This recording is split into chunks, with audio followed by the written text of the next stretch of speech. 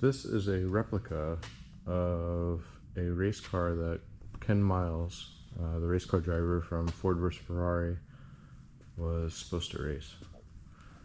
He ended up dying in a car accident during a test and never actually drove this car, but this is a replica of the car that he was supposed to race in the Trans Am series. And we are going to be doing quite a bit of work on this thing, basically upgrading it, and good stuff.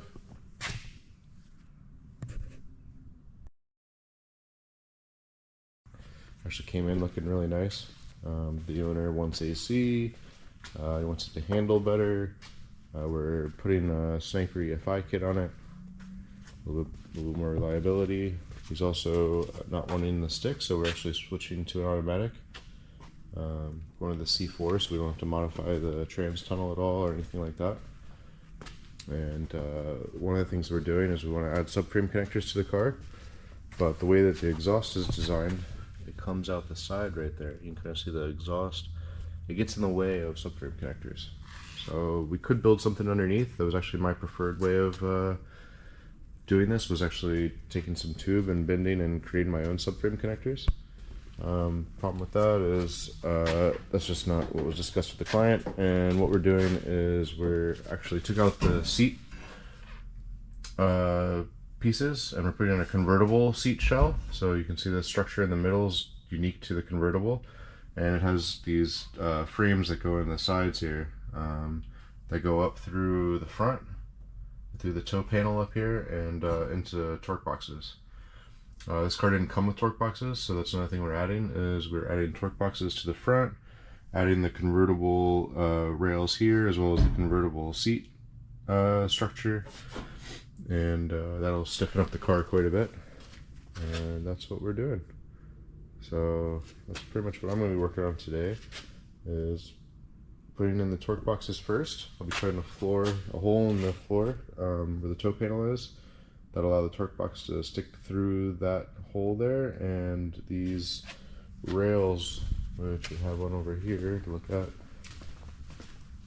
This is the convertible rail right here, and this hole is actually for a seatbelt. Okay, see, this is a driver's side rail. You can tell by this slant here faces up on the car. It gives a little bit of room for the seats. But this rail is the one that will go through, and this section right here actually goes through that toe panel into the torque box. That's kind of how it creates some of that structure and frame. And then the back goes against the kind of the rear seat frame here. This will be welded too. These are the torque boxes. So on a regular coupe, these are flat here. They don't have this opening. But this is for that shaft to basically go through the toe panel. So I'll be cutting that hole. This will slide in there. We'll weld it up all nice and neat, and then the car will have a ton more structure. We're putting a streeter track suspension into the car, so that will also happen. We'll be doing that after I install this. So we'll do this. We'll install the streeter track suspension, and then finish up the wiring. Right now it's about half being rewired completely, so we have a American Auto Wire kit going in here to wire it. We're using vintage air for the AC. This whole unit will go into the dash. There's little pieces sticking out. We'll go through the firewall there. Yeah, and this is the beauty. It actually sounds great too. It just has resonators on it. No mufflers, and man, it sounds awesome. That's it for now. I'll put on some time-lapse video for you to be able to watch me do the job, and if anything comes up, I will play the video here and there to show you what I'm doing. I know we also have an export brace that's going to go on here. I think we're going to do a Monte Carlo bar across. It's going to look real nice. The guy doesn't want it too flashy, but those bars he's adding are pretty much billet, so they're going to be beautiful. Yeah. So in a previous video I showed this car. I've done a little bit of work on it. We were originally putting convertible torque boxes in here. Torque boxes basically just structure and create more rigidity to the car. You'll see when I show you the other side what it looks like without that structure. We were going to use convertible torque boxes and have a bar that kind of goes through the inside to create structure. But the more I looked at it, the more I didn't like the idea, and so we went ahead and changed the plan. So I got regular coupe torque boxes in here. Again, I'll show you the other side.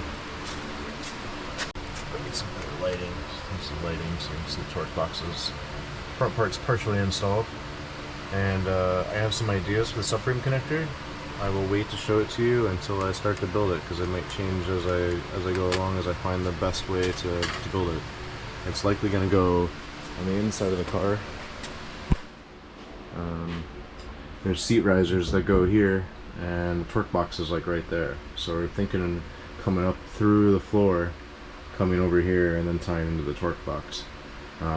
That way we can keep the ground clearance. I mentioned before the reason why we can't put regular subframes installed from the factory, we weren't going to be able to do without tearing up this car, and we wanted to actually provide structure, not just do it for show. So that is it for now.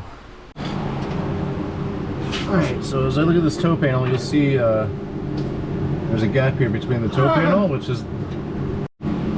Alright, so we're putting in this torque box. As you can see, we have a gap here. There shouldn't be. This gap should not exist. It didn't on the other side. But unfortunately, these cars are not always super straight from the factory. This could have been replaced before. This might even be like crooked from somebody else's prior restoration. But I want to get it as tight as I can up here so it really does the job well. This little angle should be up inside the floorboard. I had to cut a slit in here for this to slide into. You can see me kind of flex it. It goes into the inside of the car. So what I'm going to do is I'm taking this bar here. I'm going to weld it temporarily to this panel. And then I'm going to use my jack to jack up and push up so that it pushes up and I can get it up as tight as I can. It's probably not going to be perfect, but it'll serve the purpose, and it'll do what I can with what I got. Alright, so we got this bar now welded to that plate and got a jack ready, so let's see if this works the way that I intend. Take the jack.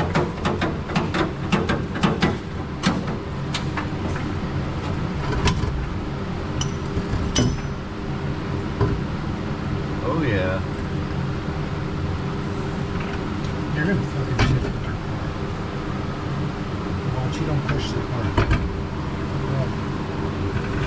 And you might want to chop the rear wheel on the...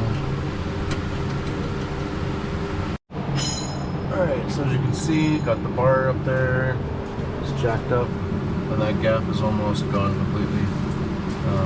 Gonna weld this in and move on to the outer plate that goes over that looks like the other side. But this is the kind of stuff that, you know, you've got to think outside the box and be creative when working on these things. Nothing lines up, nothing fits, the aftermarket panels don't fit, like it's real fabrication. Alright, just gotta clean up where that hole was, shaft I had to jack up the plate. Still a little bit of gap here, so instead of filling in these holes to attach the panel, I ran a little bit of a bead here as well as down here, and then I went ahead and attached in the inside of the car. I'll fill these holes and maybe I'll get some penetration into that back panel, but these beads will hold it really well. And yeah, it's just what you got to do when you're doing custom work with panels that don't fit. Next step is putting this part in. So that'll rise up in here. Try to lift it into there real quick, which will see really quickly that it's not going to fit. I haven't even tested it yet, but I already know it's not going to fit. They never fit. Between each layer, I put an epoxy primer. That's going to keep it from rusting down the road. For the factory, these old cars, Ford didn't use any paint in between panels like this. So it's kind of like just another layer of protection that you're just not going to normally see. So anytime I restore a car, put a car together, I put this epoxy primer in between the layers. Keeps stuff healthy. So once this dries, I'll be able to put the other panel in there. The inside of it's already been painted.